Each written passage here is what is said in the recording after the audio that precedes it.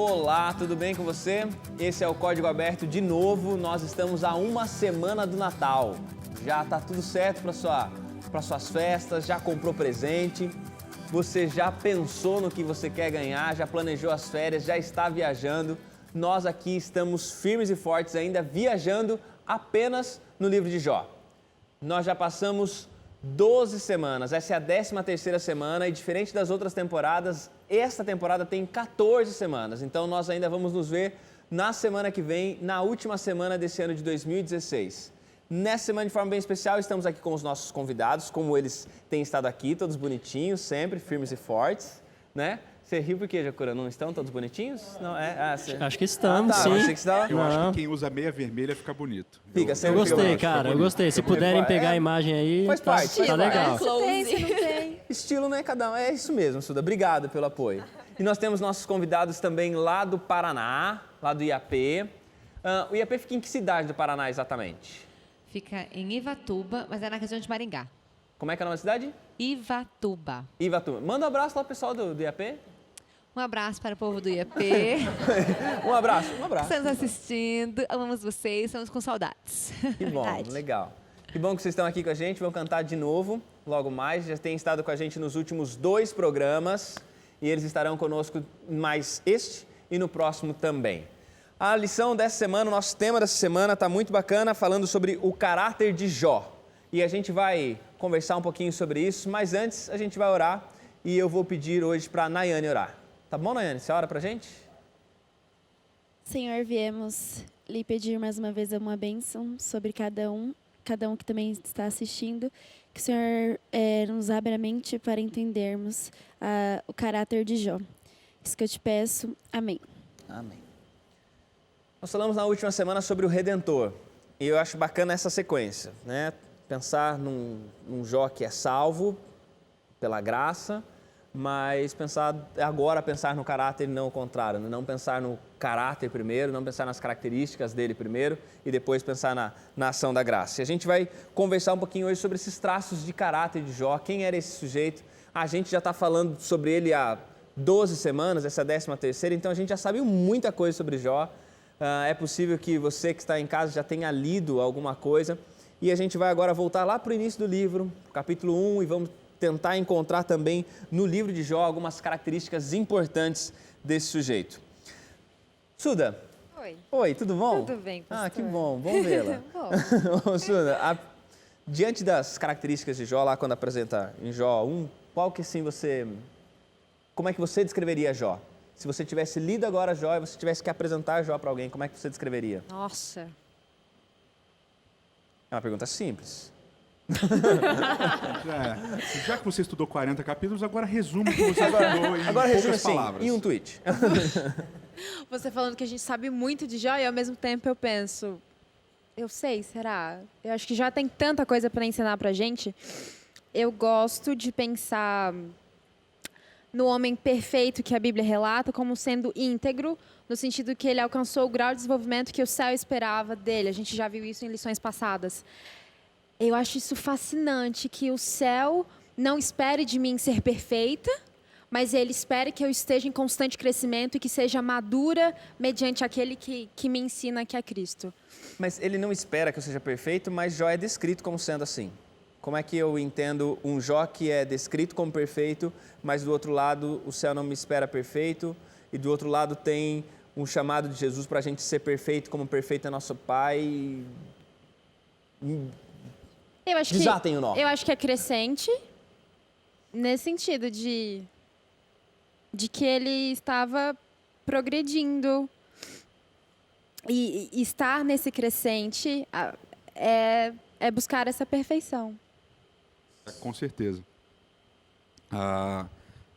Como a Suda colocou, a ideia de perfeição, a palavra para perfeito na Bíblia, tam, a gente já falou isso lá nos primeiros programas, ela não é um estágio que você alcança no final, ela é um estágio de crescimento.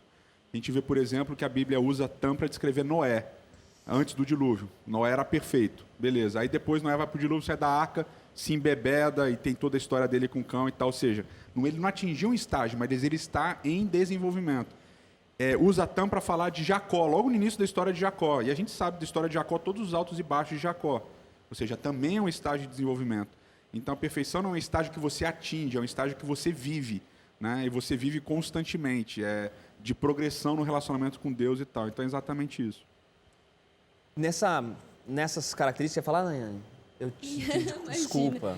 O Prometo que não me vou fazer chamou a mais isso. atenção nesse caráter de Jó foi a bondade e a fidelidade que ele tinha, né? Que foi justamente isso que Deus mostrou para Satanás e que chamou a atenção dele, que Satanás julgou que era justamente nisso que Jó ia cair, né? Então, essa bondade e essa fidelidade me chamaram bastante atenção. Só um outro aspecto que é interessante, você falou, a Bíblia não descreve Jó com pecado, é verdade, a Bíblia não descreve Jó pecando em nenhum momento. Mas isso faz parte da ideia do autor, né, de Moisés. Então, muitos personagens bíblicos são descritos como não tendo pecado, porque a ideia da narrativa é construir um caractere, né, Personagem. um personagem. A ideia da Bíblia é construir um personagem para passar uma mensagem. Então, você tem personagens na Bíblia que são chamados personagens circulares, né? E uma mensagem que não é sobre o personagem, né? É uma mensagem para o leitor, né? Através do personagem. Então você tem esses personagens circulares, tá? Que estão funcionando. Eles têm altos e baixos, etc. E tal. Então, Abraão é um exemplo, Jacó é um exemplo. Aí você tem os personagens chamados planos, né? Esses personagens planos, você não tem essas Oscilação, né? variações, né? Então, mas Jó é um personagem plano, ele sofre tanto, ele fala contra... Ele não é um personagem plano nesse sentido de ele estar sempre sereno e em paz. Ele é um personagem plano porque você não tem altos e baixos no relacionamento dele com Deus no sentido de pecado, agora ele está mal, agora ele está bem com Deus. Agora não, ele está sempre uniforme com Deus. Ele reclama, mas ele está com Deus. Ele reclama, ele está com Deus. E não tem pecado narrado dele. Então, o que a gente chama dos personagens planos, eles são os personagens tipológicos. Eles são um tipo. Então, Jó é um caso desse tipo de personagem. Não significa que não tenha havido pecado de Jó. Mas ele é um tipo do quê? Então, ele é um tipo de personagem sem pecado. Tá, não, mas ele não representa alguma coisa. Então, mas é que tá. Então, é isso que eu quero saber. Se ele é tipológico, ele é tipo de... Alguma coisa, exatamente. É o tipo de um personagem perfeito. Como José, por exemplo, também é um personagem que não apresenta... A narrativa bíblica não apresenta nenhum pecado. Você também tem Daniel, a Bíblia não apresenta nenhum pecado. Esses personagens eles acabam sendo tipos, pessoas que a Bíblia não descreve nenhuma mácula deles. E a gente vê esses personagens, não por a Bíblia não apresentar nenhuma mácula, mas por situações da vida deles, a gente percebe uma conexão, uma projeção daquilo que vai ser o Messias. Né? Então a gente vê isso em José, ele foi vendido pelos irmãos, mas ele se torna um governador, ele é aquele que conhece a vontade de Deus e tal. A gente vê, por exemplo, no caso de Jó, ele intercede pelos filhos no início, ele intercede pelos amigos no final, ele sofre de graça, né? Não tem motivo para o sofrimento dele. O motivo é um grande conflito. E quando o Messias vem, Jesus vem, ele também sofre sem motivo, ele não merecia, mas a gente sabe que tem um grande conflito. E a gente tem Daniel também, as visões que ele teve, profeta, etc. Então, acaba sendo tipológico. Você estava falando alguma coisa, Thiago? Estava emendando? Não, eu gosto desse ponto que o Edson falou agora sobre a intercessão. Lá, talvez na primeira lição do trimestre, aí, ou na segunda, a Suda mencionou isso, né? São poucos versos que falam sobre isso. O capítulo 1, verso 5, né, fala da intercessão de Jó pelos filhos dele. Lá no final do livro, fala sobre a intercessão que ele fez pelos amigos, né, diante de Deus, pela oração intercessória que ele fazia. E a gente vai mencionar nessa lição ainda uma preocupação que Jó tinha com os servos dele também. Me dá a impressão de que Jó ele tinha preocupação com as pessoas em geral. E em ser reto com elas, ele se preocupava. E a gente vai acabar voltando nesse ponto desse Jó que tinha essa visão de vida em comunidade, que tinha a visão de como ele afetava e era afetado pelas pessoas. Mas tem uma característica de Jó que eu queria chamar a atenção, que é em Jó capítulo 1, quando fala que ele é temente a Deus. E essa é uma expressão recorrente depois no texto bíblico, mas essa ideia do temer a Deus. O que é...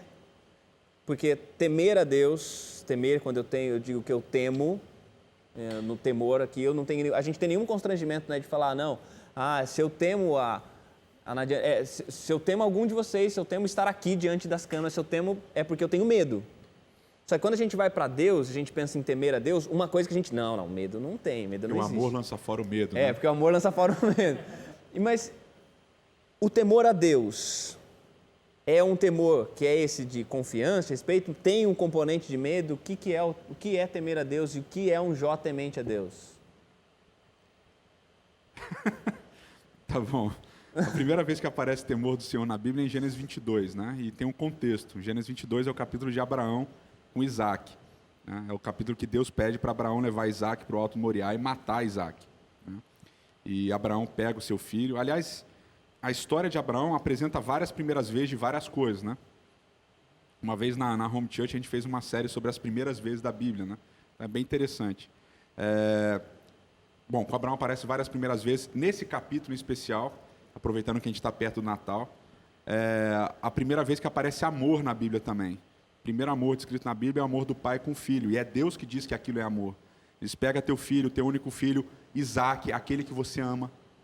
Tá? É a primeira vez que aparece amor. E nesse capítulo, Abraão obedece. A ordem de Deus é completamente irracional, ilógica, não faz o menor sentido. Por tudo que Abraão tinha de relacionamento com Deus, ele sabia que Deus não era assim. Mas, de alguma maneira, Abraão sabia que aquela era a voz de Deus. Ele pega o filho, ele vai para o Moriá, ele sobe o Moriá, tem aquela conversa impactante também, como é que o narrador escolhe, né? É o único diálogo do texto bíblico entre Abraão e Isaac. Então, vem novamente aquilo que a gente falou das escolhas do narrador. O narrador escolhe não narrar nenhum diálogo de Abraão e Isaac antes e nenhum diálogo depois, ele só narra esse. Então, as escolhas do narrador são importantes e significam alguma coisa. E aqui nesse diálogo, quando eles falam, pai, estou vendo a lenha e tal, não, a gente vai subir, vai descer, mas onde está o cordeiro? Deus proverá para si o cordeiro, meu filho. Abraão sobe, amarra Isaac, e a história na tradição judaica é conhecida como amarração de Isaac, amarra Isaac, coloca sobre o altar, ergue o cutelo para matar e o anjo interrompe. Então, você abre lá em Gênesis 22, vai dizer assim, verso 11, Gênesis 22, verso 11 e 12. Sim. Mas do céu lhe bradou o anjo do Senhor, Abraão, Abraão. Ele respondeu, eis-me aqui. Então lhe disse, não estendas a mão sobre o rapaz, nada lhe faças, porque sei que agora temes a Deus, portanto não me negaste o filho, teu único filho. Então a ideia de temor do Senhor, a primeira vez que ela aparece na construção bíblica, é a ideia de obediência, né? E a gente falou um pouco disso na primeira lição. A ideia de temer a Deus está conectada diretamente ao obedecer. Voltando à sua pergunta inicial, porque eu acho que eu não falei, eu fugi do assunto. Não, acho que você está... Do medo, etc. e tal. Mas esse temor tem a ver com essa ideia de que a presença de Deus ela é impactante mesmo. Então, ela é tão impactante que você faz o que Ele manda. Uhum. Okay? E isso remete, na minha opinião, isso remete ao Sinai. Quando Deus aparece no Sinai, o povo teme. A voz dele é pesada, tem fogo, tem trovão, e o povo tem medo. Tem medo e vai E aí Deus fala, e agora, vocês querem entrar em aliança comigo? Aí o povo fala, tudo que o Senhor falou, nós faremos e obedeceremos. Então, é o medo. É bonito, eu acho bonito. Mas às vezes algumas pessoas têm dificuldade de entender isso. A ideia do medo não é um medo que te afasta. Muitas vezes Deus aparece e o indivíduo fica com medo e Deus fala, não temas, não temas. Mas quando ele aparece, a sua reação instantânea é ter medo. Então você tem medo, ele fala, não temas. Então acho que é um medo, não é um medo que te afasta, é o medo que ele se aproxima para te trazer junto. É do extraordinário, né? E começa em Gênesis, mas a gente também vê esse temer a Deus, me lembra de Apocalipse, temer a Deus e dar-lhe glória. E dar glória é um outro assunto que a lição aborda essa semana, na quinta-feira. Que essas coisas caminham juntas, né? Caminham né? juntas. Mas nessa característica, né, do temor, um Jó temente a Deus, é um Jó que é perfeito, como a gente falou aqui, mas quando o próprio Jó, a gente não tem as características de Jó apenas no capítulo 1, né? A gente percebe Jó em vários momentos do texto mesmo, né, dos diálogos dele, recorrendo a coisas que ele fazia, a maneiras que ele tinha de proceder. E posso estar enganado, e aí eu quero que vocês me ajudem a pensar sobre isso, no seguinte, não me dá, às vezes, a impressão, o Edson já começa a rir, mas assim, me dá a impressão, às vezes, de um Jó que argumenta da seguinte maneira, porque ele está recebendo essa argumentação dos amigos. Ah, você está assim porque você fez isso, você está dessa maneira porque você procedeu de maneira errada, você pecou. E aí Jó vem e diz o seguinte, não, eu fui bom, eu fiz o que eu tinha que fazer, eu obedeci, eu fui dessa maneira, eu agi assim. Ele faz uma lista, ele apresenta o currículo como se isso não fosse justificativo, ou seja, por que eu estou sofrendo se eu fiz tudo isso certo, né? Como é que eu posso estar passando por tudo isso e sendo que eu sempre fui direitinho, eu sempre fui certinho, eu sempre fiz tudo aquilo que era para fazer. Há, de alguma maneira, esse raciocínio? Vocês conseguem, vocês enxergam isso? E eu estou falando vocês porque senão o Edson vai querer responder de novo. Ele automaticamente falou. Eu já baixei o microfone. Só uma coisa, voltando aqui à aproximação de Deus e o temer, me chama a atenção que na lição passada, quando discutindo de Jó, quando Deus se aproxima, é justamente nesse momento que a gente vê o quão pecador a gente é, né? Que a luz de Deus é tão grande que faz com que a gente vê como Jó se arrependeu, se encolheu ali, foi para as cinzas. É exatamente isso. O temor de Deus nos faz perceber pecador, né? Então ele fala, não temas, calma, não fica com medo. Eu tô dando a luz. Você é um pecador, mas eu estou aqui presente. Eu te confronto com o problema Sim. que você é, mas há solução em mim também, né? Vem as duas coisas. Mas a minha pergunta está no ar ainda. Foi ótimo, viu, Ana? Você respondeu, foi bacana, mas assim, a pergunta continua no ar. Vocês acham que tem esse raciocínio em Jó? De um Jó, eu fiz tudo certo, por que eu estou vivendo isso? Não sei se existe em Jó, mas existe na nossa vida em algum ponto da teoria da barganha que a gente já falou aqui. Eu fiz tudo isso, então na teoria eu deveria estar isento de problemas, Deus. Eu acho que tem Jó sim, quando ele começa a perguntar de Deus o porquê, o motivo, e na hora que os amigos indagavam ele que ele estava fazendo mal, que se ele está naquele sofrimento é porque ele fez alguma coisa ruim antes. Eu acho que ali nesse momento ele um processo de perguntas e perguntas. Ele fala, ele concorda com os amigos. Você vai acabar de falar isso Tá depois bom. do intervalo, tá bom? A gente vai para o intervalo, a gente volta daqui a pouquinho com a resposta do pastor Edson Nunes.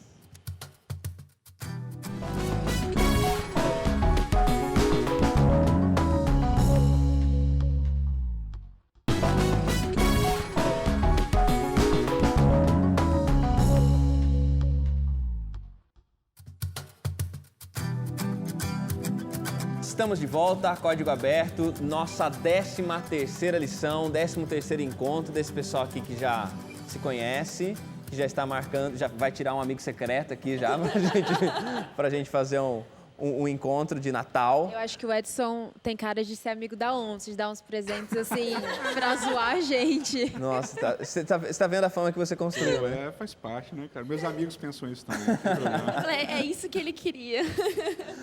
Mas voltando então, Edson, a gente foi pro intervalo com você começando a resposta que ficou no ar para a pergunta, né? Na verdade, a gente já deu a contribuição aqui, a gente já falou um pouquinho se existia em Jó esse raciocínio. Eu fui bom, eu não devia estar vivendo isso. Ele fala em diversos momentos, quando os amigos dele usam esse argumento, ele concorda. A gente passou aqui um momento na lição também, a gente falou isso, que ele fala, eu entendo o que eles estão falando, eu concordo com o que vocês estão falando, mas acho que tem alguma coisa que está errada nessa dinâmica. E a gente tem que lembrar que muitas das falas de Jó são uma construção de uma defesa dele. Ele fala, eu estou construindo minha defesa para apresentar. E eu quero que Deus venha aqui porque eu vou mostrar minha defesa. Então ele tem sim essa construção desse raciocínio de que eu fiz, eu etc, eu fui bonzinho, eu fui justo, eu fui temente a Deus, eu cuidei da viúva, do órfão e tal. E os amigos também reconhecem isso dele, ele faz, humildade. Ele fala assim, não, a gente sabe que você estava lá na porta e tal, mas tem alguma coisa escondida aí e tal. Então ele tem esse ingrediente dos amigos, mas ao mesmo tempo ele tem esse quesinho a mais. Ele fala assim, está alguma coisa acontecendo que está fora dessa ordem, que está injusto, porque eu não merecia, mas eu estou passando por isso. Eu chamei a atenção da gente para isso e é importante você pensar a respeito disso, você que está em casa, porque o Jó é um sujeito que a gente vê uma descrição dele toda bonita, alguém temente a Deus, alguém perfeito nos caminhos, íntegro, alguém que era bondoso, intercessor, como o Tiago falou, mas é uma pessoa que passa pelo sofrimento e que se sente em algum momento também tentado a fazer essa matemática. Eu fiz tudo certo e agora eu estou passando por privações. Da mesma maneira como a gente é tentado a isso também, e a gente vive, tem um modelo de pensamento onde a gente acha que porque nós fazemos boas coisas, nós só podemos receber boas coisas. E uma coisa que a gente vê muito claro na vida de Jó é que o fato de você agir de forma justa não quer dizer que a vida será justa com você. Não posso esperar justiça porque eu dou justiça. Eu dou justiça porque eu recebi graça. Mas não é porque eu vou comprar a justiça de volta. Assim como essa graça também está sobre o ímpio que na linguagem bíblica, né, que faz coisas ruins e recebem coisas boas. É a graça que a gente também não entende, né? Sim. Exato. E a construção de Jó, ela é, realmente eu fiz isso certo, fiz aquilo certo, eu não mereço passar por isso. Aí ele logo depois ele fala, lembra que tem os altos e baixos de Jó, né? Em todo o livro tem os altos e baixos de Jó. Ele fala, eu não merecia isso, eu não fiz nada, está sendo injusto daqui, não sei o que lá. Aí logo depois ele fala assim, não, mas se Deus vier aqui conversar comigo, ele com certeza vai achar alguma coisa errada e eu vou perder e ele vai me condenar e tal. Então ele tem esses dois momentos. E o que é interessante, que a gente sempre martelou, que a gente martelou várias vezes aqui no programa, é o pecado é injusto, o sofrimento é injusto, a morte é injusta. Porque se fosse justiça, né, só viesse para quem merece, né, a morte, então as coisas não precisariam de uma solução. Então você tem a injustiça, ela exige uma solução. E o problema é que a solução, que também é interessante, também passa por injustiça. Porque você não recebe o que você merece. Sim. Você recebe, pela graça de Deus, que você não merece, uma coisa melhor do que aquilo que você merecia. Então, o pecado traz injustiça e a graça resolve essa injustiça não pela sua justiça, mas pela justiça dele. Porque se a tempestade é injusta, a bonança também não é justa. Né? As duas coisas têm um componente de... Não vem por sua causa, e por isso que é injusta. A gente tem no nosso guia também um momento em que o autor propõe uma comparação interessante. Não é uma comparação, né? Ele fala a respeito desse Jó que é tudo isso, mas é um Jó, apesar de a gente ter o recorte de um momento da vida de Jó, você falou a respeito dele não ter pecado e tal, mas é um recorte, né? Um recorte da história dele. A gente tem um Jó que não chegou até aí por acaso, né? Que ele não chegou a ser esse Jó assim, ele está fundamentado, ele tem construído. E aí então o nosso guia faz essa comparação com a parábola de Mateus capítulo 7, né? Do homem que constrói a casa em uma rocha. Quem aqui pode contar a parábola aí pra gente? Não lê, pode contar. Se quiser ler, pode ler. Tiago sabe essa Tiago parábola sabe de a parábola de cor? Do construtor, Tiago. Da praia, do cara que constrói a casa aí, Tiago. Não, essa daí é daquela história que a gente ouvia desde criança. Desde né? criança, vê a ondinha e derruba uma casa, não derruba a outra e tal. Mas esse texto aqui é no site da Terceira Margem do Rio, né, terceiramargemdorio.org, a gente tem um texto sobre isso daqui. É um dos capítulos que mais chama a nossa atenção. A sessão toda começa falando de Jesus orando e tal, e fala das duas estradas e tal. E aí no verso 15 começa falando dos falsos profetas. E essa sessão do verso 15, ela vai terminar no final do Sermão do Monte, do famoso Sermão do Monte. Então ele começa falando dos falsos profetas, dizendo assim, acautelai-vos os falsos profetas, que vos apresentam disfarçados em ovelhas, mas por dentro são lobos roubadores. Pelos seus frutos os conhecereis. Colhem-se porventura uvas dos espinheiros ou figos dos abrolhos?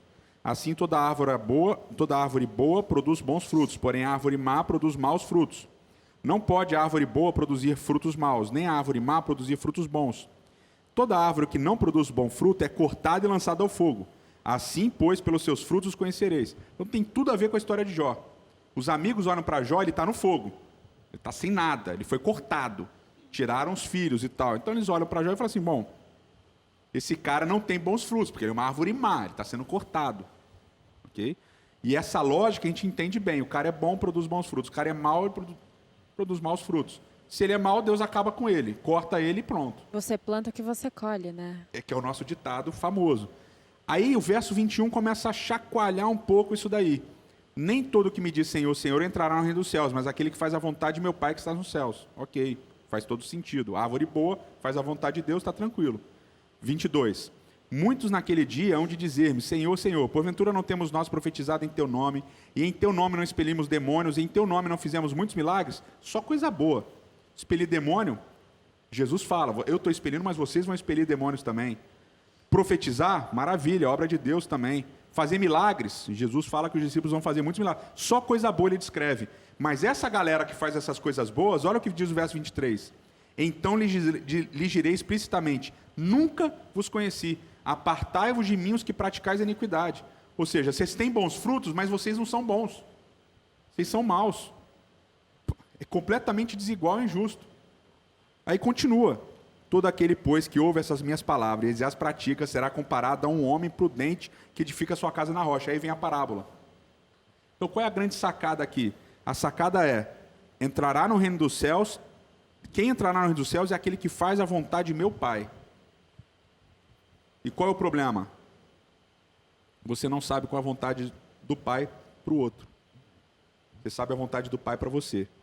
Mas o que chama atenção na época de Jesus? O que chamava atenção? Fazer milagre.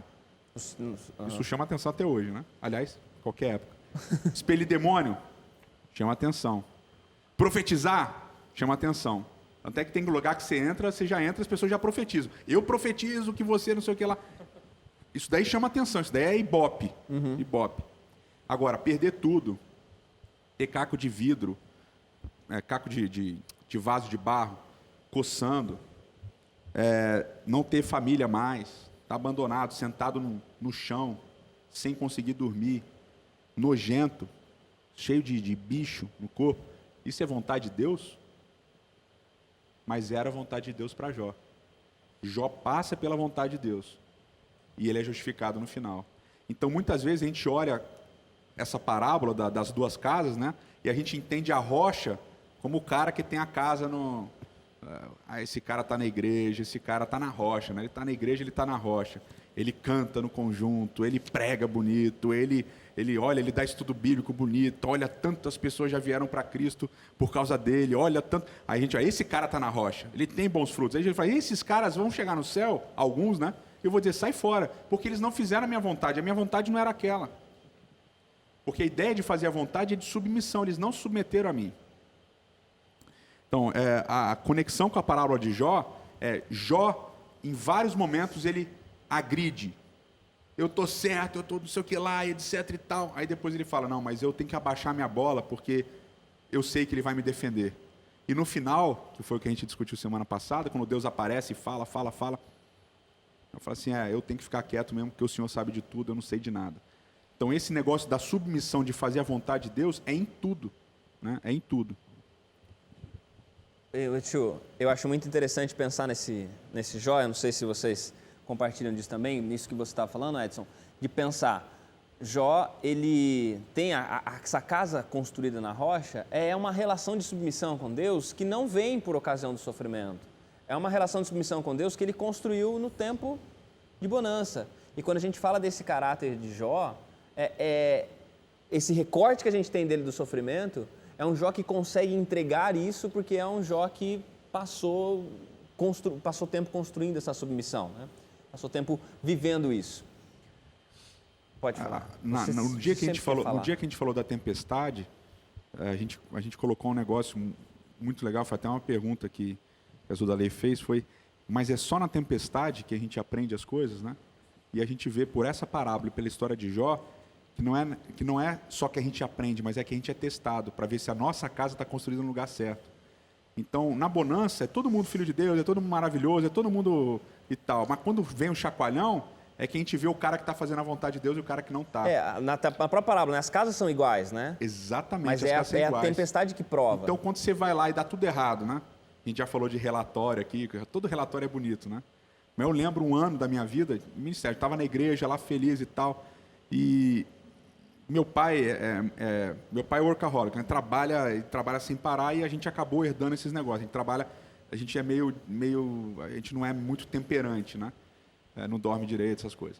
Aí, cara, dava estudo bíblico sábado, domingo, segunda, terça, quarta, quinta, sexta e sábado à noite. Eu dava estudo bíblico todo dia. Todo dia. Eu passei um ano inteiro, nada deu certo. Aí virou o ano, entrei em depressão. Falei, cara, não sirvo para ser pastor. Não sirvo para estar aqui. Eu faço tudo certo, dá tudo errado. Vai na casa das pessoas, ensina as pessoas de Deus, elas olham para você. Não, obrigado. Passa amanhã. Aí eu fiquei, pra você ter uma ideia, teve uma casa que eu fiquei 6 anos e meio. Ninguém decidiu nada. Nada. Aí eu fiquei frustrado, terminou o ano, na minha igreja não teve nenhum batismo. Fiquei mal, deprimido. Eu não sirvo para ser pastor, porque eu fiz tudo certo, deu tudo errado. Aí isso me ensinou uma lição muito valiosa na época, e que perdura até hoje. A gente se preocupa com coisas que a gente não tem que se preocupar. A vontade de Deus é muitas vezes que você se dê mal, porque Ele vai te ensinar alguma coisa. Ou você vai aprender alguma coisa. Ou você vai aprender porque Ele está te ensinando, né? Enfim, ficou ou você vai redundante. conseguir transportar a teoria para a vida de verdade, né? Porque também tem essa coisa, às vezes a gente tem uma fé cheia de ideias e tudo mais, só que é na provação que a gente consegue extrapolar essa fé e colocá-la realmente na vida, na experiência. Tanto que Jó fala no final, agora os meus olhos te veem. Antes eu ouvia falar de ti, né? Talvez uma religião, para mim hoje, seria talvez uma religião mais teorizada, que é a nossa, mas de ouvir falar dos milagres que acontecem na tua vida. Muito bonito. O Espírito Santo, ele está na tua, né? Mas talvez eu não consiga ver na minha esse mesmo Deus. É o lance daquele ditado, né? Você só sabe quem é seu amigo quando come 1 quilo de sal. Um quilo de sal junto, com né? Então, é o lance. Deus, quando você passa pela tempestade, a chacoalhão, é quem que está fazendo a vontade? Quem que está comendo 1 quilo de sal com Deus? Abraão mata o filho, né? Simbolicamente, ele mata o filho. Ele resolve fazer tudo o que Deus manda. Ele obedece o tempo todo. Nos chacoalhões, o chacoalhão, matar o filho, é um chacoalhão. Sim. Abraão está lá, entendeu? Jó perde tudo, perde os filhos, etc. No chacoalhão, está lá. Então, porque construíram um relacionamento. O chacoalhão não vem para construir o relacionamento, ele vem depois que o relacionamento está construído. E isso é muito importante da gente entender. O chacoalhão vai vir. Até porque eu me sinto tentada. Se for para construir esse relacionamento durante o sofrimento, a ser uma relação baseada total na dependência da barganha. Olha, eu estou aqui porque eu estou na esperança que você vai resolver meu problema. E fica muito claro... Você ia falar, Thiago? Não, é só complementar, é tipo quase uma penitência, né? Você sofre para... A gente corre o risco, né? Fica uma coisa de construir essa relação nessa questão da barganha. E assim, eu passo nesse período de bonança, eu tenho informações sobre Deus, né? A gente reúne informações sobre Deus, e essas informações, elas precisam em algum momento ser testadas. Só que é difícil eu reunir essas informações na hora no olho do furacão, né? Porque a minha capacidade de aprender o meu cognitivo fica, de certa forma, afetado. Então, é nesse período, é importante pensar nisso, porque você que está em casa precisa lembrar do seguinte: se você, eu não me identifico muito com a história de Jó, minha vida está tranquila, minha vida é boa, é em paz, esse é o momento de você reunir o máximo de conhecimento sobre Deus, porque quando você passar pelo vale de sombra e morte, quando você tiver que passar por experiências intensas e extremas de sofrimento, é nesse momento você vai precisar recorrer a uma bagagem que você já resolveu carregar, você vai precisar recorrer a informações que você já teve. Se você já está vivendo o sofrimento e não teve essa oportunidade anterior, aí você vai ter que, mesmo em meio ao sofrimento, ter a certeza que ainda assim é possível você, através da experiência dos outros, também ter informações sobre Deus, informações fiéis sobre Deus e permitir que esse conhecimento sobre Deus paute os seus próximos passos em direção a Ele, em direção à vontade dEle. Porque é o desafio da gente, né? Conseguir, no momento de prova, é o momento que o nosso caráter é testado e essa história com Deus também é testada. E mesmo estando ali, Jó construindo a sua casa em cima da rocha, ele nunca ostentou a sua santidade, as suas virtudes, a sua conduta. Ele sabia que todos eram iguais diante de Deus. Então, ele nunca se elevou porque eu construí a minha casa em cima da rocha, o irmão está em cima da areia, eu sou melhor que ele. Então, isso é um ponto bem elevado dele, né? A gente tem tempo no bloco ainda ou já foi? A gente tem tempo para você, porque você fala curtinho. Não, cara, é porque ela falou sobre Jó achar que... sobre Jó ter essa ideia de que as pessoas são iguais, né? Então eu queria entrar num ponto que a lição toca em terça-feira. Não, esse né? ponto aí não, porque esse só ponto depois? vai ficar pro próximo. Você quer tocar nesse ponto, mas esse ponto não. Pode falar o que você quiser, menos isso. Tô brincando, Thiago. Mas quando a gente voltar, a gente vai voltar para isso, porque é exatamente essa noção de comunidade, desse importar-se com o outro que a gente tem que voltar. E a gente vai voltar para falar sobre isso. Depois do intervalo, a gente continua a nossa conversa pensando exatamente sobre esse Jó que apreciava a vida em comunidade, que respeitava os demais e como é que a gente consegue ver esses traços de um Jó justo com os outros há tanto tempo atrás, mesmo antes de toda a formulação a respeito de direitos, a respeito de justiça social, como a gente vê isso em Jó. Mas essa é a nossa questão para o próximo bloco, tem música também no próximo bloco, então fica aí vai ali na geladeira, pega alguma coisa para você beber e volta para a gente continuar nossa conversa logo depois do intervalo.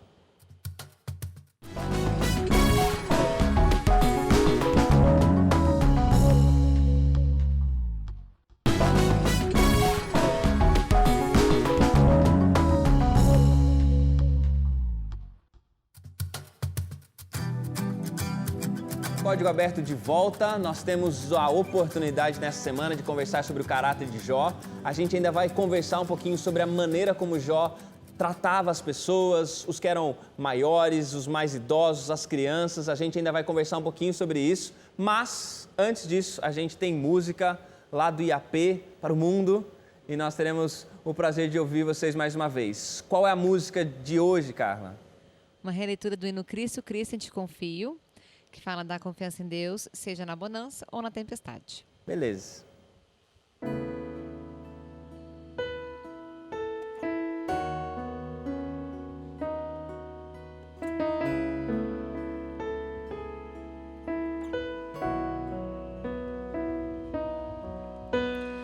Cristo, Cristo, já confio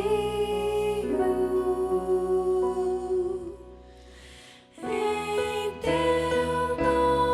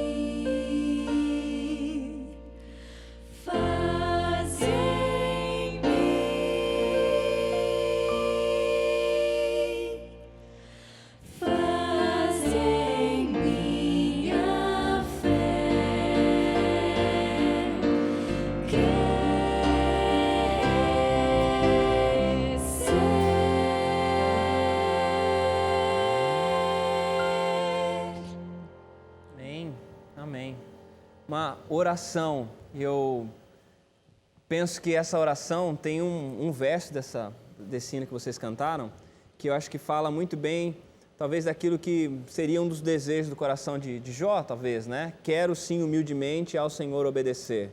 Eu penso num Jó que, principalmente, chega no final do livro com esse desejo de humildade e aceitar a vontade de Deus. Tiago, a gente tinha terminado com você querendo chamar a nossa atenção para um assunto. Na lição de terça-feira, né? O autor pontuou algumas características de Jó. Me chamou a atenção o capítulo 31, versos 13 a 15. Eu queria ler o texto e também um trechinho do comentário da lição, pode ser? Ok.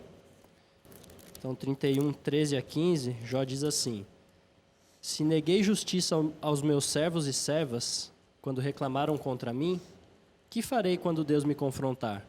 Que responderei quando chamado a prestar contas? Aquele que me fez no ventre materno não os fez também? Não foi ele que nos formou a mim e a eles no interior de nossas mães? Então, demonstra aqui uma preocupação que ele tinha, né, com os servos. A gente já tinha visto a preocupação dele com outras pessoas, intercedendo pelos filhos, né, lá no início do livro, pelos amigos, orando por todos eles, né, lá no final. E aí a lição coloca assim, o comentário. Vou tentar pegar o trecho mais resumido aqui. O mundo antigo não reconhecia nem seguia os conceitos de direitos e leis universais. Grupos de pessoas se consideravam melhores e superiores a outros e às vezes não se importavam em lhes negar a dignidade e os direitos básicos. Aqui, porém, Jó revelou quanto entendia de direitos humanos e que esses direitos se originavam no Deus que nos criou. Em alguns aspectos, Jó estava à frente não só de seu tempo, mas do nosso também. Pesado, né? E você está lendo aqui, né, o texto que você leu começa com: o mundo antigo não reconhecia e que fazia diferença, né? Se julgavam uns superiores, outros inferiores. E não é tão antigo assim esse mundo, né? Tem uma coisa que é do mundo antigo que a gente hoje tem um pouco de dificuldade. A lição também comenta, na parte dos professores, de como o mundo antigo geralmente tinha uma praça central onde eram debatidas questões públicas, resolvido julgamentos, negócios, enfim. E hoje a nossa mentalidade como igreja é uma mentalidade de fortaleza. Eu quero o máximo de distância dessas questões sociais que são polêmicas, que são difíceis de ser resolvidas. Eu não quero me envolver com isso como igreja, também institucional, religiões, mas eu não quero, eu como membro dessa igreja, eu como indivíduo, tenho dificuldade em ser sensível socialmente a essas questões. Quanto o marginalizado, quanto mais distante de mim, da minha realidade, mais confortável eu estou para continuar com os meus problemas. A gente vive, talvez, uma religião meio protecionista, assim, né? Mas de onde vem, assim? De onde você acha que vem essa ideia que você falou, né? Da igreja, não quero me envolver, igreja pensando no coletivo, né? Na assembleia, mas também pensando nos indivíduos. De onde vem isso? Como é que chega nesse raciocínio? Sou igreja e não vou me envolver nessas questões. Como é que você acha que... Não sei. Eu, como indivíduo, eu acho que é da minha natureza. Eu não quero me envolver, porque se eu, ao menos, souber, ou se isso estiver em contato comigo, é mais difícil perante a sociedade, é mais difícil, é mais incômodo de eu ter que dizer não. Porque não pega bem eu dizer não ajuda ao próximo. Gera um custo, né? Gera um desconforto, né? Não pega bem para a minha religião que as pessoas me vejam como indiferente. Mas agora, como coletivo... Não sei. Não sei. Você estava para falar alguma coisa aí, né? Não estava? Não, sobre esse assunto eu não tenho nada para falar, não.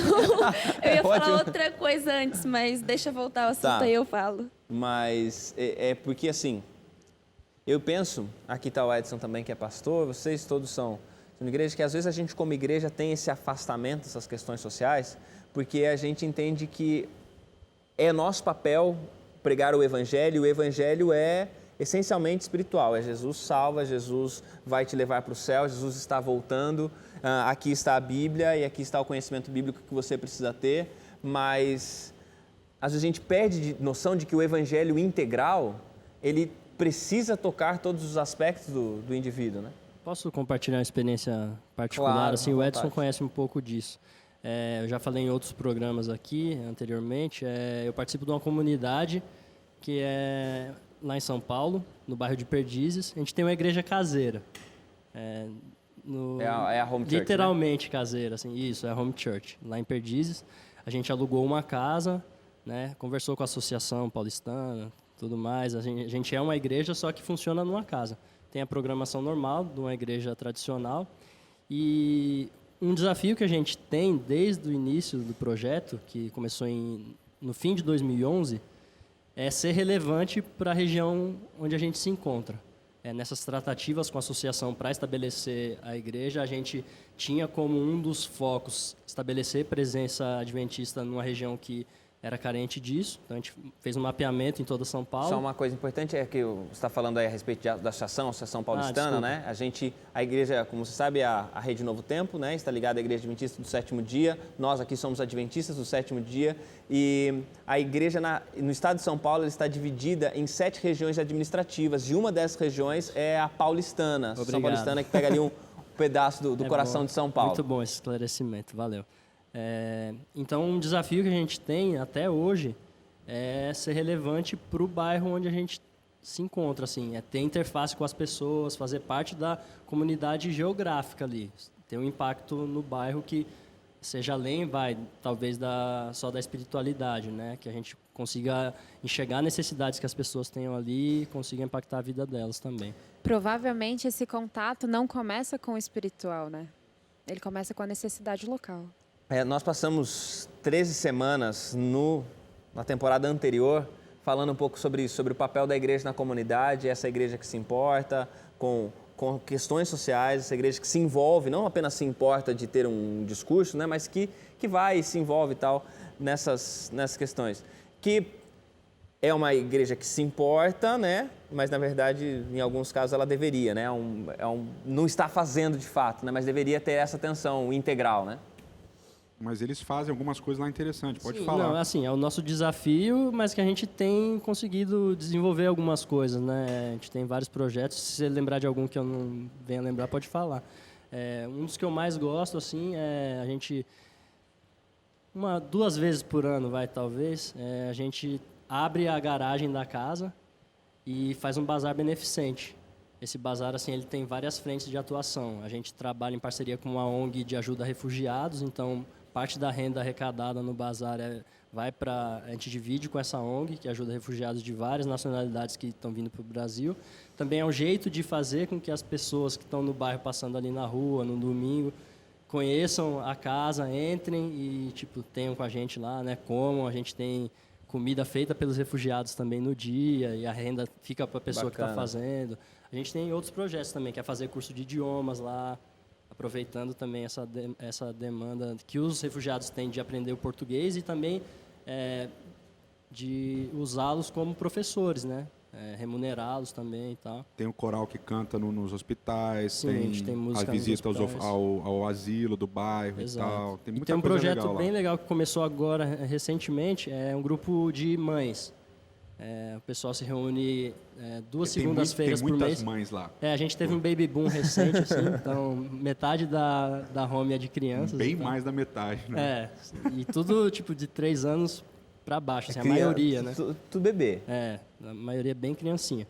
E as mães a gente sabe, né? Quem é pai recente e tal, sabe as dificuldades que elas passam e tal.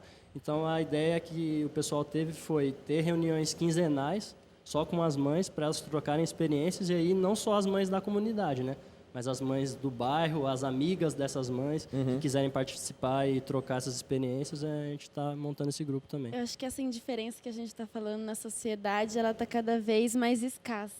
Eu percebi isso no metrô. Bem quando eu vim para São Paulo, cheguei a ficar assustada que tem todo metrô, todo vagão intercala uma cadeira para deficiente, idoso, grávida, e aí os outros para normal. E sempre de manhã, horário de pico, alguém senta nessa cadeira. E aí, geralmente, quando chegava algum idoso, alguma grávida, ou alguém que estava com muleta, alguma coisa, a pessoa fingia que estava dormindo, né? Ela fechava o olho, ou fingia que estava lendo e não estava vendo. E aí, quando eu e uma amiga minha que morava comigo, a gente tinha o costume, se entrava alguém desse jeito, a gente ia lá na pessoa, acordava ela, ou falava assim, você não dá licença para ela sentar? Aí, nossa, as pessoas olhavam muito zangada, tipo assim, porque teve uma que chegou e falou assim, não vou. A gente levou um susto, falou assim, tá bom. Aí teve uma outra pessoa que estava no lugar que não era de deficiente, ela levantou, não, senta aqui no meu lugar. E aí você vai vendo as pessoas se assustavam com aquilo. Como assim? Você está querendo me ajudar? Você não me conhece? O que você está fazendo? E aí você vê quão carente está a sociedade, que chegou ao ponto de ela se assustar com ajudar e não ajudar com o mal que você está fazendo. Sim. E a gente já falou da nossa atuação, porque não é a pessoa do metrô apenas, né? Sou eu, e a gente já falou das redes sociais, do nosso cristianismo nessa esfera pública, que não é a esfera virtual, não é o meu discurso. O conceito de justiça, eu entendo no Antigo Testamento, muito ligado às ações. O discurso dos amigos de Jó, eles não citam coisas que Jó falava que eram bonito apenas. Jó era sábio, mas não apenas. Ele alimentava, ele cuidava dos órfãos, ele tinha um trabalho com as viúvas. Ele também era conhecido pelas ações que sai. A gente conversou muito em um dos programas sobre nosso discurso nas redes sociais, né? Quão perigoso isso é. A gente conversou muito já sobre Jó, a gente viu tanta coisa e naquilo que a gente tem pensado a respeito dele, acho que algumas coisas ficam e algumas coisas devem ficar para você que está em casa. A gente está terminando esse programa antes do Natal. Daqui a pouquinho a gente já está sentado em volta da mesa, comendo. E quando a gente olha para Jó, nesse final de história dele, a gente tem uma coisa muito importante a saber. Jó ele tinha algumas decisões que precederam o sofrimento. Jó escolheu caminhar em submissão a Deus. Jó escolheu caminhar conhecendo a Deus. E Deus se tornou ainda mais visível e conhecido por ele no sofrimento. Mas uma coisa que eu queria que você tivesse muito claro, diante daquilo que a gente falou, principalmente nesse último bloco. Jó, ele entendia que ele tinha uma responsabilidade pelo outro. Jó, ele entendia que ele tinha um papel a desempenhar na vida do outro. A gente, nessa época de Natal, a gente fica muito solidário, a gente fica todo cheio de vontades, a gente faz campanhas, a gente faz um monte de coisa para ajudar as crianças, e presente para as crianças, e comida para esse, comida para aquele, dá panetone para todo mundo. Mas o que a gente vê é um Jó que escolheu ser justo na rotina e não no evento. Um Jó que escolheu participar e ser o que ele tinha que ser na vida das pessoas todos os dias. Ele escolheu viver a justiça todos os dias. Querido, a gente está chegando no final do ano e talvez você viveu esse ano apenas com eventos de justiça. Sendo bonzinho aqui, sendo bonzinho ali, sendo bonzinho para tirar uma foto bacana, juntando a galera da igreja, fazendo uma ação social e saindo em um monte de fotos.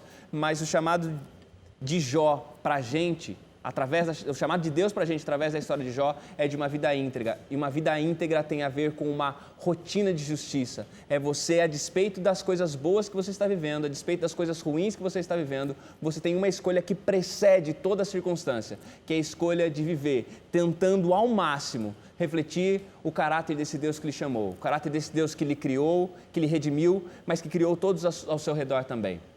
Se a gente pode, nesse final de Código Aberto, deixar uma mensagem para você, é o seguinte: essa semana você vai ser tocado de muitas maneiras para ser solidário no Natal, mas quando passar o dia 1º e começar um novo ano, que a sua decisão de viver uma vida como uma pessoa justa e íntegra não se aparte do seu coração. Esse é o chamado de Deus. Esse foi o chamado de Deus para Jó, esse é o chamado de Deus para a Suda, para o Edson, para a Nayane, esse é o chamado de Deus para o Tiago, é o chamado de Deus para mim e é o chamado de Deus para você. Gente justa de verdade em todo o tempo.